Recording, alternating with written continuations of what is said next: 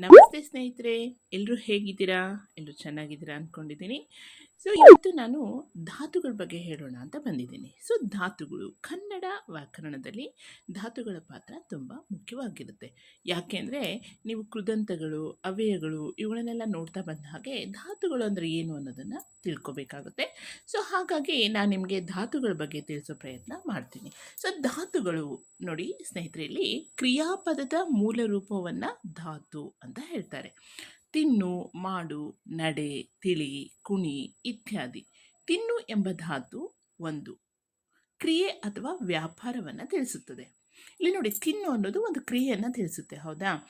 ಅದಕ್ಕೆ ಧಾತು ಭಾಷೆಯ ಸಂಪತ್ತು, ಇದನ್ನು ಕ್ರಿಯಾ ಪ್ರಕೃತಿ ಎಂದು ಕೂಡ ಕರೆಯುವರು. ಸೊ ಇಲ್ಲಿ ಧಾತು ಅನ್ನೋದು ಒಂದು ಕ್ರಿಯೆಯ ಅಥವಾ ಒಂದು ವ್ಯಾಪಾರವನ್ನು ತಿಳಿಸುತ್ತೆ. ನಾವು ಏನಾದರೂ ಒಂದು ಶಬ್ದ ಹೇಳಿದಾಗ ಕ್ರಿಯಾಪದಗಳು ತುಂಬ ಮುಖ್ಯವಾಗುತ್ತೆ. ಸೊ ಕ್ರಿಯೆಯ ಒಂದು ಕ್ರಿಯಾಪದದ ಮೂಲ ರೂಪ ಸೊ ಧಾತು. ಉದಾಹರಣೆಗೆ ನೀವು ತಿನ್ನು, ಮಾಡು, ನಡೆ ಈ ರೀತಿ ನಾವು ಶಬ್ದಗಳನ್ನು ಸೇರಿಸಿ ವಾಕ್ಯಗಳನ್ನು ಪೂರ್ಣಗೊಳಿಸ್ತಾ ಇರ್ತೀವಿ. ಸೊ ಇಲ್ಲಿ ಕ್ರಿಯಾಪದಗಳು ಅನ್ನೋದು ತುಂಬ ಮುಖ್ಯ. ಓಕೆನಾ? ಕ್ರಿಯಾ ಪ್ರಕೃತಿ ಅಂತ ಈ ಧಾತುಗಳಿಗೆ ಕೂಡ ನಾವು ಹೇಳ್ಬೋದು. ಸೊ ಮುಂದೆ ನೋಡಿ, ಧಾತುಗಳಲ್ಲಿ ಎರಡು ವಿಧಗಳು. ಒಂದು ಸಹಜ ಧಾತು. ಈ ಸಹಜ ಧಾತುವನ್ನು ಮೂಲ ಧಾತು ಅಂತ ಕೂಡ ಕರಿತೀವಿ. ಎರಡನೇದಾಗಿ ಸಾಧಿತ ಧಾತು. ಸಾಧಿತ ಧಾತುಗಳಲ್ಲಿ ಪ್ರತ್ಯಯಾಂತ ಧಾತು ಅಂತ ಕೂಡ ಕರಿತೀವಿ. ಸೊ ಹಾಗಿದ್ರೆ ಧಾತುಗಳಲ್ಲಿ ಎರಡು ವಿಧ, ಒಂದು ಸಹಜ ಧಾತು, ಇನ್ನೊಂದು ಸಾಧಿತ ಧಾತು.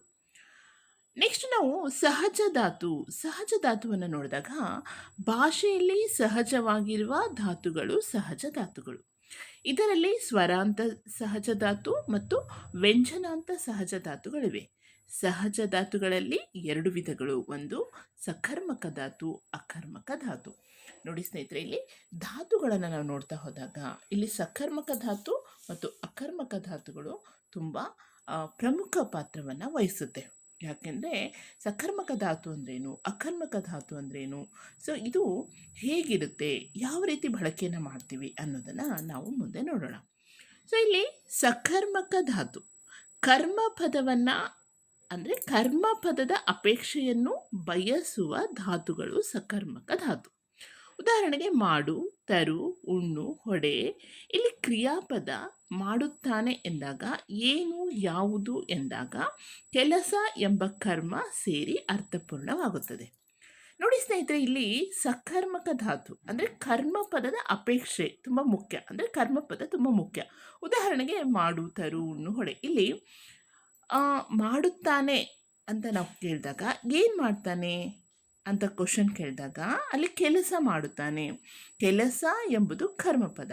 ಸೊ ಅಲ್ಲಿ ಕ್ರಿಯೆ ಮಾಡುತ್ತಾನೆ. ಸೊ ಆಗ ಇದು ವಾಕ್ಯ ಪೂರ್ಣವಾಗುತ್ತೆ. ಕರ್ಮಪದ ಇಲ್ಲಿ ತುಂಬ ಪ್ರಮುಖ ಪಾತ್ರ ವಹಿಸುತ್ತೆ ಸ್ನೇಹಿತರೆ. ಸೊ ಆಗ ಅದು ಸಕರ್ಮಕ ಧಾತು ಆಗುತ್ತೆ. ಸೊ ನೀಟಾಗಿ ಅರ್ಥ ಮಾಡ್ಕೊಳ್ಳಿ. ಯಾವುದೇ ಒಂದು ಪದಗಳಿಗೆ, ವಾಕ್ಯಗಳಿಗೆ ಕರ್ಮಪದದ ಅಪೇಕ್ಷೆ ಇದ್ದಾಗ, ಅಂದರೆ ಕರ್ಮಪದಗಳು ಮುಖ್ಯವಾಗಿ ಬಂದಾಗ ಅದು ಸಕರ್ಮಕ ಧಾತು. ಸೊ ಇಲ್ಲಿ ಏನು ಅಂತ ಪ್ರಶ್ನೆ ಮಾಡಿದಾಗ ಅದು ಕ್ರಿಯಾಪದ ಮಾಡುತ್ತಾನೆ ಎಂದಾಗ ಅಲ್ಲಿ ಏನು, ಯಾವುದು ಅಂತ ಕೇಳಿದಾಗ ಕರ್ಮಪದ ಸೇರಿ ಆ ವಾಕ್ಯ ಪೂರ್ಣ ಆಗುತ್ತೆ. ಸೊ ಅದು ಸಕರ್ಮಕ ಧಾತು. ಇನ್ನು ಅಕರ್ಮಕ ಧಾತು ನೋಡಿ ಸ್ನೇಹಿತರೆ, ಅಕರ್ಮಕ ಧಾತು ಅಂದರೆ ಕರ್ಮಪದವನ್ನು ಅಪೇಕ್ಷಿಸದ ಧಾತುಗಳು ಅಕರ್ಮಕ ಧಾತು ಎನ್ನುವರು. ಓಡು, ಹಾರು, ನಾಚು, ಬದುಕು ಇತ್ಯಾದಿ ಈ ಧಾತುಗಳು ಕರ್ಮವನ್ನು ಅಪೇಕ್ಷಿಸುವುದಿಲ್ಲ. ವಾಕ್ಯಗಳಲ್ಲಿ ಸಂಪೂರ್ಣತೆ ಇರುವುದಿಲ್ಲ. ನೋಡಿ, ಇಲ್ಲಿ ಅಕರ್ಮಕ ಧಾತುಗಳಿಗೆ ಯಾವುದು ಕರ್ಮಪದಗಳು ಮುಖ್ಯ ಅನಿಸೋದಿಲ್ಲ. ಸೊ ನಿಮಗೆ ನಾನು ಉದಾಹರಣೆ ಹೇಳಿದಾಗ ನೋಡಿ, ಮಗು ಹಾಲನ್ನು ಕುಡಿಯಿತು. ನೋಡಿ, ಇಲ್ಲಿ ಮಗು ಹಾಲನ್ನು ಕುಡಿಯಿತು, ಇದು ಯಾವ ಒಂದು ವಾಕ್ಯ ಆಗುತ್ತೆ? ಸಕರ್ಮಕ ವಾಕ್ಯ ಆಗುತ್ತೆ. ಓಕೆನಾ? ಅಂದರೆ ಇಲ್ಲಿ ಕರ್ಮಪದ, ಕ್ರಿಯಾಪದ, ಒಂದು ವಾಕ್ಯ ಪೂರ್ಣವಾಗಿದೆ. ನಾನು ನಿಮಗೆ ಉದಾಹರಣೆನ ಹೇಳ್ತಾ ಇದ್ದೀನಿ ಫ್ರೆಂಡ್ಸ್. ಇಲ್ಲಿ ಮಗು ಹಾಲನ್ನು ಕುಡಿಯಿತು ಅಂತ ಹೇಳಿದಾಗ ಅದು ಸಂಪೂರ್ಣವಾದ ವಾಕ್ಯ. ಮಗು ಮಲಗಿತು. ನೋಡಿ ಫ್ರೆಂಡ್ಸ್, ಮಗು ಮಲಗಿತು ಇದು ಒಂದು ಅಕರ್ಮಕ ವಾಕ್ಯ. ಯಾಕೆಂದರೆ ಇಲ್ಲಿ ಕರ್ಮಪದ ಇಲ್ಲ. ಮಗು ಮಲಗಿತು ಅದು ಒಂದು ನಾವು ಆಡು ಭಾಷೆಯಲ್ಲಿ ಹೇಳ್ತೀವಿ, ಮಗು ಮಲಗ್ತು ಅಂತ. ಸೊ ಇಲ್ಲಿ ಇದು ಅಕರ್ಮಕ ವಾಕ್ಯ, ಇಲ್ಲಿ ಕರ್ಮಪದ ಬರೋದಿಲ್ಲ. ಅದೇ ರೀತಿಯಾಗಿ ತಂದೆ ಊಟವನ್ನು ಮಾಡಿದರು. ನೋಡಿ, ತಂದೆ ಊಟವನ್ನು ಮಾಡಿದರು. ಸೊ ಇಲ್ಲಿ ಕರ್ಮ ಏನು ಮಾಡಿದರು? ಊಟವನ್ನು ಮಾಡಿದರು. ಸೊ ಇದೇನಾಗುತ್ತೆ, ಕರ್ಮಪದ ಬಂತು. ಸೊ ತಂದೆ ಊಟವನ್ನು ಮಾಡಿದರು ಸಕರ್ಮಕ ವಾಕ್ಯ. ಓಕೆನಾ? ತಂದೆ ಇದ್ದಾರೆ, ಇಲ್ಲಿ ಏನಾಗುತ್ತೆ, ಇದು ಅಕರ್ಮಕ, ಇಲ್ಲಿ ಕರ್ಮಪದ ಬಂದಿಲ್ಲ. ಸೊ ಇದು ಅಕರ್ಮಕ ವಾಕ್ಯ. ಸೊ ಹೀಗೆ ನಾವು ಪ್ರತಿದಿನ ಈ ಅಕರ್ಮಕ ಮತ್ತು ಸಕರ್ಮಕ ವಾಕ್ಯಗಳನ್ನು, ಶಬ್ದಗಳನ್ನು ಬಳಸ್ತಾ ಇರ್ತೀವಿ ಸ್ನೇಹಿತರೆ. ಸೊ ಮುಂದೆ ನೋಡಿ, ಈ ಒಂದು ಸಕರ್ಮಕ ಅಕರ್ಮಕ ಆದಮೇಲೆ ಇನ್ನೊಂದು ಸಾಧಿತ ಧಾತುಗಳು. ಸಾಧಿತ ಧಾತುಗಳು ಕೆಲವು ಸಲ ನಾಮ ಪ್ರಕೃತಿಗಳನ್ನೇ ಧಾತುಗಳಂತೆ ಕ್ರಿಯಾ ಪ್ರಕೃತಿಗಳನ್ನಾಗಿಸಿ ಪ್ರತ್ಯಯಗಳನ್ನು ಸೇರಿಸಿ ಕ್ರಿಯಾಪದಗಳನ್ನಾಗಿ ಮಾಡಿ ಬಳಸಲಾಗುತ್ತದೆ. ಅವಳು ಆ ಗ್ರಂಥವನ್ನು ಕನ್ನಡಿಸಿದಳು. ನೋಡಿ, ಉದಾಹರಣೆಗೆ ಅವಳು ಆ ಗ್ರಂಥವನ್ನು ಕನ್ನಡಿಸಿದಳು. ಕನ್ನಡ ನಾಮ ಪ್ರಕೃತಿ, ಇದಕ್ಕೆ ಇಸು ಪ್ರತ್ಯಯ ಸೇರಿ ಕನ್ನಡಿಸು ಎಂಬ ಧಾತುವಾಗಿದೆ.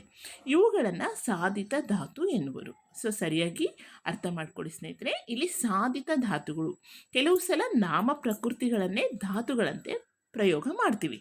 ಸೊ ಉದಾಹರಣೆಗೆ ಆ ಗ್ರಂಥವನ್ನು ಅವಳು ಕನ್ನಡಿಸಿದಳು ಅಂದರೆ ಇಸು ಪ್ರತ್ಯಯ ಸೇರುತ್ತೆ.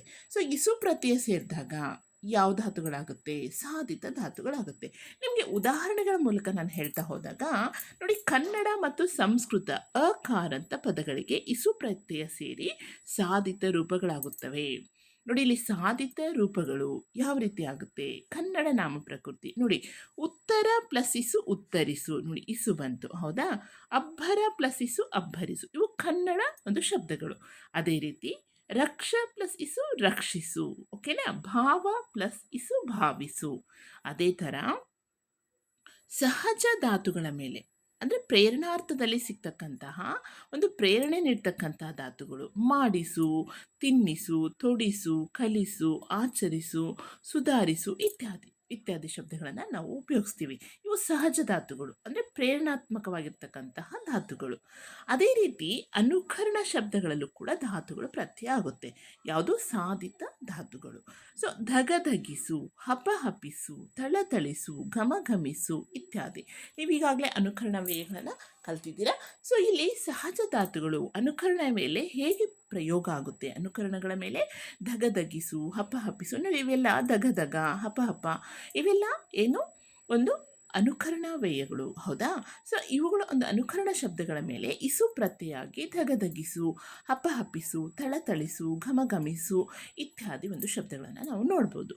ಹಾಗೆ ಸ್ನೇಹಿತರೆ, ನಾವು ಮುಂದೆ ನೋಡಿದಾಗ ಸಹಜ ಧಾತುಗಳ ಮೇಲೆ ಇದು ಕೂಡ ಒಂದು ಪ್ರೇರಣೆಯನ್ನು ನೀಡ್ತಕ್ಕಂತಹ ಶಬ್ದಗಳು.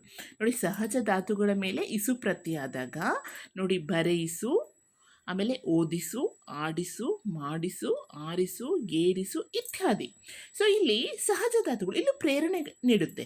ಸೊ ಇವುಗಳು ಕೂಡ ಒಂದು ಪ್ರೇರಣಾತ್ಮಕ ಸಹಜ ಧಾತುಗಳು. ನೆಕ್ಸ್ಟ್ ನೋಡಿ, ಕನ್ನಡದಲ್ಲಿ ಐಸು ಪ್ರತ್ಯಯ ಕೂಡ ಹೊಂದಿರುವ ಕೆಲವು ಸಾಧಿತ ರೂಪಗಳಿದ್ದಾವೆ. ಉದಾಹರಣೆಗೆ ಐಸು, ಇಲ್ಲಿ ಇಸು ಪ್ರತ್ಯಯ ನೋಡಿದ್ವಿ ಇಷ್ಟೊತ್ತರೆಗೂ. ಸೊ ಇವಾಗ ಐಸು ಪ್ರತ್ಯಯ ಕೂಡ ಕೆಲವೊಂದು ಸಾರಿ ನಮಗೆ ಆ್ಯಡ್ ಆಗುತ್ತೆ, ನೋಡ್ತಾ ಹೋಗ್ತೀವಿ. ಉದಾಹರಣೆ ನೋಡಿ, ಹಾರೈಸು, ಮೇಲೈಸು, ಪೂರೈಸು ಇತ್ಯಾದಿ. ಸೊ ಹೀಗೆ ಸ್ನೇಹಿತರೆ ನಾವು ಧಾತುಗಳನ್ನು, ಸೊ ನೋಡಿ, ಧಾತುಗಳಲ್ಲಿ 2 ವಿಧಗಳಿದ್ದಾವೆ. ಅವುಗಳ ವಿಧಗಳಾವು ಮತ್ತು ಅದರಲ್ಲಿರ್ತಕ್ಕಂಥ ವಿಧಗಳು ಮತ್ತು ಹೇಗೆ ಬದಲಾವಣೆ ಆಗುತ್ತೆ. ಸೊ ಸಹಜ ಧಾತುಗಳು ಮತ್ತು ಅಕರ್ಮಕ ಧಾತುಗಳು, ಸಕರ್ಮಕ ಧಾತುಗಳು, ಈ ಕಡೆ ಸಾಧಿತ ಧಾತುಗಳು. ಸೊ ಹೀಗೆ ನಾವು ಧಾತುಗಳ ಬಗ್ಗೆ ಇವತ್ತಿನ ಒಂದು ತರಗತಿಯಲ್ಲಿ ನೋಡಿದ್ವಿ ಸ್ನೇಹಿತರೆ. ಸೊ ನಿಮಗೆ ಇದು ಅರ್ಥ ಆಗಿದೆ ಅಂತ ಅಂದ್ಕೊಂಡಿದ್ದೀನಿ. ಏನಾದರೂ ನಿಮಗೆ ಸಂದೇಹ ಇದ್ದರೆ, ಏನಾದರೂ ಡೌಟ್ ಇದ್ದರೆ ಖಂಡಿತ ನೀವು ಕಾಮೆಂಟ್ ಬಾಕ್ಸಲ್ಲಿ ಕೇಳಿ, ನಾನು ಖಂಡಿತ ಉತ್ತರಿಸ್ತೀನಿ ಫ್ರೆಂಡ್ಸ್. ಹಾಗಿದ್ರೆ ನಿಮಗೆ ಈ ವಿಡಿಯೋ ಇಷ್ಟ ಆದಲ್ಲಿ ಮೊದಲು ಲೈಕ್ ಮಾಡೋದನ್ನು ಮರಿಬೇಡಿ. ಹಾಗೆಯೇ ನಿಮ್ಮ ಸ್ನೇಹಿತರೊಂದಿಗೆ ಈ ವಿಡಿಯೋನ ಹಂಚ್ಕೊಳ್ಳಿ. ಸೊ ನಿಮ್ಮ ಪ್ರೋತ್ಸಾಹ ಸದಾ ಇರಲಿ. ಧನ್ಯವಾದಗಳು.